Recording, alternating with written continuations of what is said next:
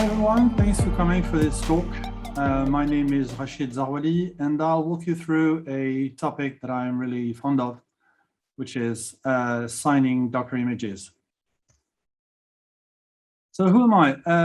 So I'm Rashid Zarwali. I'm a freelance architect running my own company, and I work with companies striving to use cloud computing technologies, so Docker, Kubernetes, obviously, but not also let's say, Terraform, Ansible, all the techs that we used to use when we want to either move to the cloud, create a brand new cloud infrastructure, or simply rewriting some pieces of code here and there to make them secure, easier to deploy, and so on and so forth. Aside of that, I run different local community in my city, Docker and CNCF, and I'm trying to organize, let's say, somehow close to one or twice a week, a month, sorry, events to gather people, talk about cloud-native application technologies, and so on and so forth. A little bit of context. So Docker images are layer cake-based package. They are somehow immutable, and what we used to say is our images should contain one binary with its own configuration, default configuration files, libraries, and so on and so forth. So a very basic workflow would be taking the sources of my app, writing my Docker file, building my Docker image, push this image to a registry, and then deploy it either on my machine locally for my development environment, or to make it run, sorry, in my Kubernetes cluster. The question we have here is, how about security? How does make those images secure? Let's see how it could go with a, let's say, Docker 101 context, a brief demo. So here we have a basic demo that I recorded. I'm a good guy, and I'm writing a shiny app, as you can see here. And I'm building this application, building the images, running it into my local machine, testing it out, and then push it simply to the hub, so the Docker hub in our context, and making sure that it works. So this is basically what we always used to do when we work with containers. What could happen if someone got access to my hub account? What could happen here? What would be the problems that I would see? Another example, this is the bad guy here, and he got access to my Docker Hub account. So he's trying to hack my images by tampering its content and writing a Docker image that would use the same tag as mine. And as you can see here, he built his own images, testing it out, pushing into my Docker Hub account, and seems like he succeeded. And that's where it hurts. Exactly, because as long as someone got access to my account, then he can, he's able to override any images. So what could happen if I'm asking someone else from my team to use the brand new image that I built without even knowing that someone got access to my account and tampered my image? Another quick demo. What we'll do here is deploying what we think is my Docker images, and obviously testing it out. And what we see here is we got the wrong image. So what happened here, basically, I'm a brand new developer running containers on my machine, building my images, pushing this image on my hub account. Bad luck happens, and someone got access to my hub account and overridden somehow the images that I just pushed a minute ago. And if someone tries to run my image, it won't have my image, the image that I built, but the image that someone else, a bad guy, tampered and pushed instead of mine. What we're learning here, two different things. We're learning that tags are clearly not immutable. There are human readable aliases. What I mean by that is a tag is attached to a image tag, and each and any time we are rebuilding new images using the same tag, this tag moves. so it can be easily overridden. So the immutability that we have with Docker images are defined not by the tag, but by the image ID only. What you have below is the good tag, so the image that I built. And we can see right after that, that the image that the hacker built and pushed to override mine has a different ID. Those IDs makes those images immutable. By pulling image from those ID, I can make sure that I got the exact content. So how could we see that? Different questions that comes up now. Who built this image application and from where? How can I make sure that I built the image, the Docker image application, that I make sure that it was mine? How can I make sure that my application image has been hacked, tempered, modified? I just want to make sure that the image that I'm pushing and the image that my coworker runs is the exact same as mine. And how can I avoid unwanted application running in my cluster? How can I avoid someone getting access to my Hub account and getting my cluster, pulling the image, and rather than running my application, then it would run, let's say, a cryptominers, for example, or whatever the bad behavior application that could happen. Simply say, how could I trace and secure my application images? And that's where image signing comes to the rescue. This signing mechanism uses a cryptographic mechanism using GPG or TLS certificates.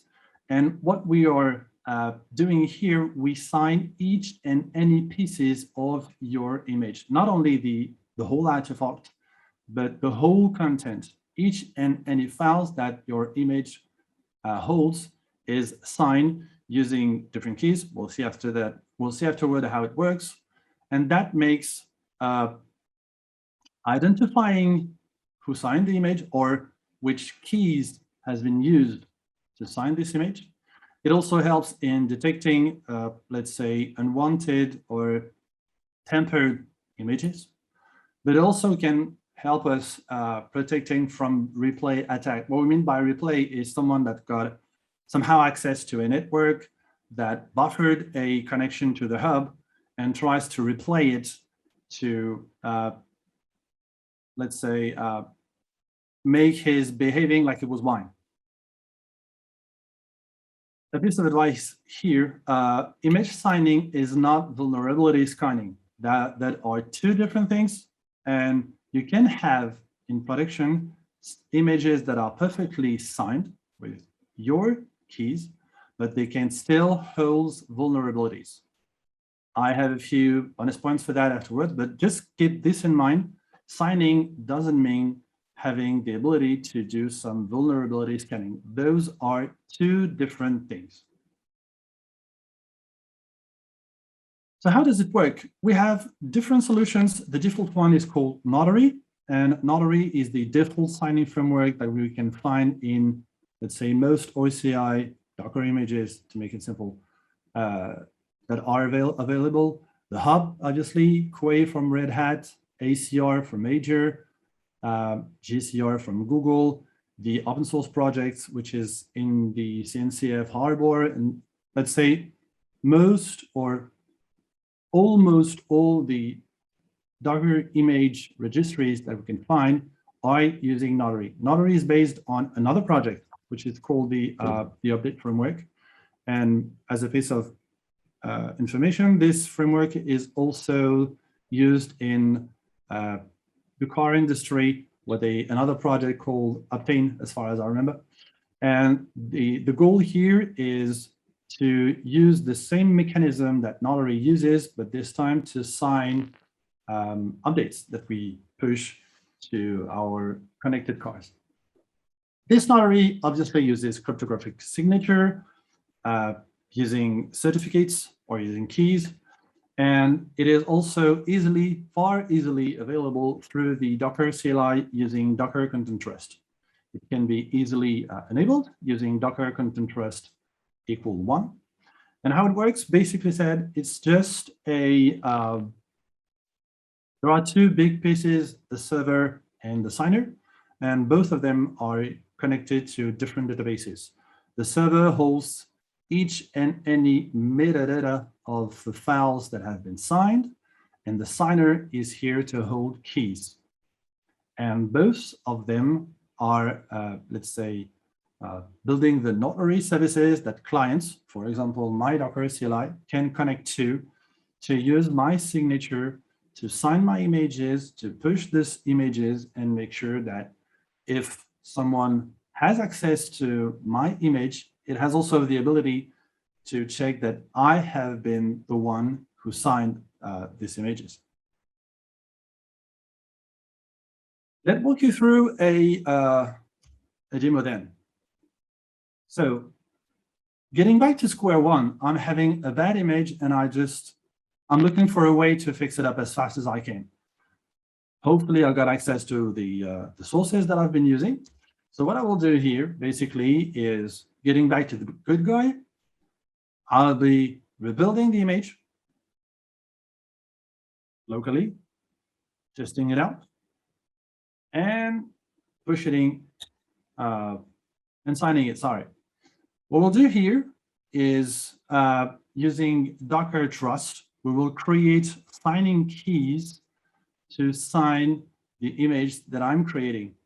Using this mechanism, we should be then able to only, let's say, pull signed images and not bad images, if I can say it that way. So what we have here is a quick demo of how it works. I'm creating a signature, I'm adding a signer key, which is mine in this case, and I'm signing the image that I want to use and make available. Docker Trust Inspect, as you can see here, is a quick, let's say, quick CLI that helps me to inspect my image and see if this image has been signed, where, by who, and with which keys. And that's what you have here. Seems like we have a fix here, so let's test it out. Getting back to my bad guy who's seen that I've updated my images and want to make sure that this is his own images running and not the one that I've been pushing. So what he did here is just pushing again the bad image. Just a quick test here to make sure that the image that he pushed is the typed one. And as you can see, I had some some bit of a issues with my demo, even if it was recording. So let's make it running perfectly and see how it goes. Okay, let's fix it up. Let's start the new image. All right, continues running, and there we are. So the bad guy had the ability again to push a bad image. So where we are now, I pushed a signed image, but seems like the bad guy had still the ability to push a tempered image. Let's see if a notary and Docker Content Trust can really help me making sure that I won't pull again the bad image, but the one that I signed. Let's find out. Back to the good guy, a coworker of mine, doesn't know anything about signing. He's just trying to run the image that I built. A little bit of cleanup, obviously. And let's try to run this image. What's happening? Woohoo! Still the bad image. Now let's ask this new coworkers to use Docker Content Trust and see if Docker Content Trust can help me here in getting the real signed image that I need. What we're just seeing here in this quick demo is obviously Docker Content Trust enabled helped me in getting now the real image, the signed image that I pushed, so my coworkers can run this image, which is cool. But we can also learn two different things here. By pulling the by running the Docker run command again, what we see is now we are pulling a new image. This new image has been pulled by querying the notary server to ask if there's any signed image that is linked to this tag. And if there's any, then pulling the image and make it run on my machine. And that's where Docker Content Trust helped me in making sure that I'm now using a plain, full, and signed image that holds the real example here that we want to use. So we got the ability here to using Docker Content Trust to sign an image and making sure that enabling Docker Content Trust with the right signature, I'm now able to run the real image and not the image that some bad guy is trying to hack. So how about Kubernetes then? For Kubernetes, we have different projects that exist. Each and any of them are open sources. We have Vulnerabilities from IBM. Bit of a word about it. It doesn't work for now with Hub and Arbor. There's an issue that has been opened quite a few times, few months ago, and the team behind the project is still working on this issue. You can use an open notary connector. So now we're using Open Policy Agent that runs regular rules against the notary server to make sure that the image that is pulled into your Kubernetes cluster is signed. And you can use connaisseur. So in French, it is called connaisseur, and that's how I will spell it, obviously. And that's the one that I will briefly walk you through in a few seconds. 2 bonus points here. If you want to use image scanning as an admission controller in your Kubernetes cluster, then you can use Snyk Secure project that you can have here that use also OPA. Or you can use the Anchor OSS engine that is triggered by using the admission controller, and that helps you into making sure that the application or the Docker image that your Kubernetes cluster will pull doesn't hold any critical vulnerabilities.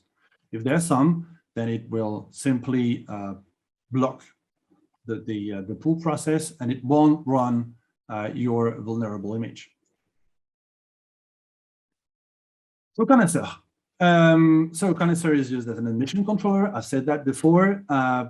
And it supports now Notary, which is the default one. It supports Sigstore, Cosign, which are brand new side projects, let's say a different project that offers a signature mechanism.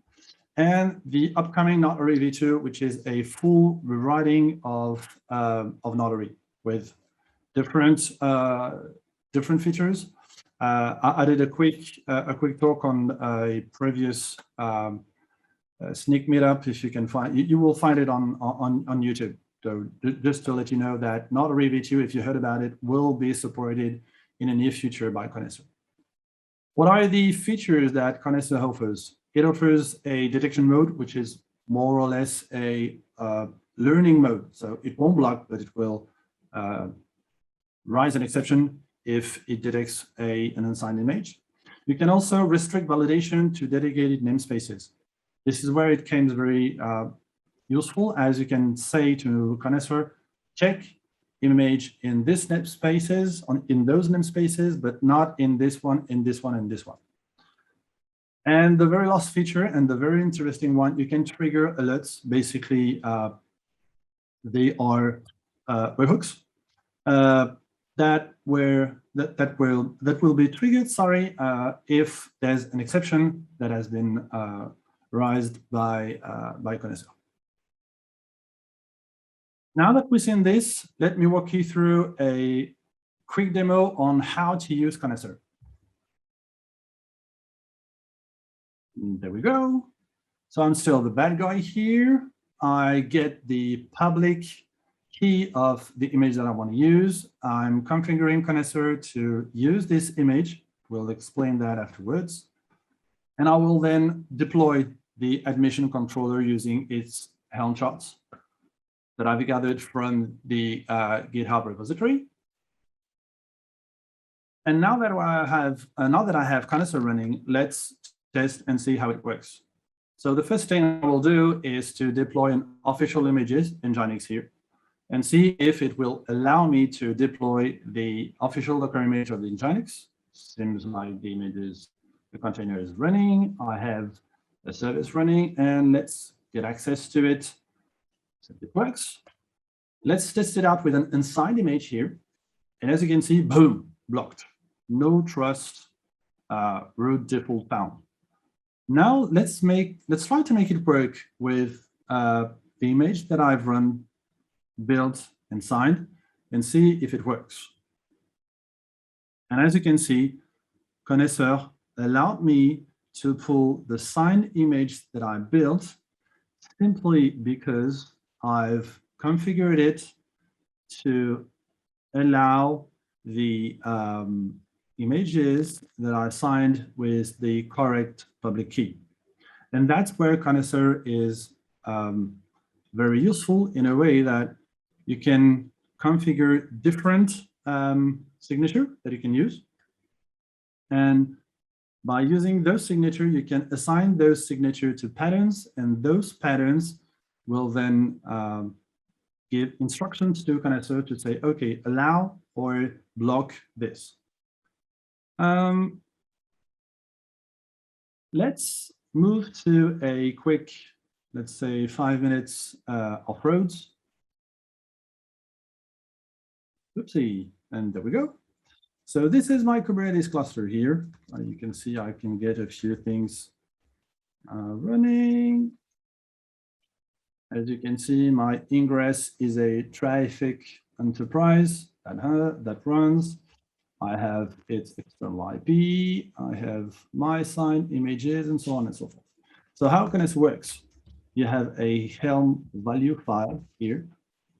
And as you can, as I said, you configure different patterns, and I've created one here. I said this check for this patterns, so my images with whatever comes afterwards, with a specific validator that I've created. This validator is defined here, and I then just add the public key that I wrote using a mechanism that Connoisseur offers to easily get the information. I'm configuring a validator, the type, which is notary v1 here, the host, I'm using the hub. So I'm using notary.docker.io, press routes named default, adding the key, and that's it. If I want to play with namespace validation, I can simply do through here. I won't do it in this demo, especially because of time constraint anyway. But you can easily enable it by making true and specifying mode here, validate or ignore. And what Connoisseur will look for are labels. So if they find this labels and the mode is ignore, then it will behave. Or if you do a validate, meaning that the namespace specified should validate a specific key, then it will look for this specific label that should be added to the namespace. Speaking about alerting here, so you have a brief example here. What we're using API to a ops Genie instances, and we configure simply different information to get access to ops Genie. I can use Slack, I can use Keybase, and as far as I remember, sorry, these are the default ones that I have that are supported by Connoisseur. And once you have updated this file, you can simply do a upgrade here. So you do, sorry, Helm upgrade Connoisseur, specifying the file that you modified, the namespace where Connoisseur works.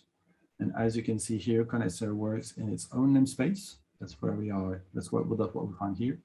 And it will then refresh the configuration and make it work. That's it for now for Connoisseur and this brief demo. Obviously, if you have any question, then please just reach me out. So what we learned so far? Oopsie. In a nutshell, images are immutable by ID, not by tags. Image signing can help raising your image security. It protects from tampering, man-in-the-middle, or replay attack. And it's used also in your Kubernetes cluster in conjunction with an admission controller to have a better control of apps running in your production cluster. As you saw here in this brief demo, signature and validation mechanism are fairly easy to implement. Just take a couple of minutes to make it work. Piece of advice, you better not obviously share your root signing keys. Only the public key can be shared because the image will be verified against the public key. And don't lose it either, especially with the hub. If you lose your root key, then you will have to create a support ticket to ask for a renewal of your not already signing keys in the Docker Hub.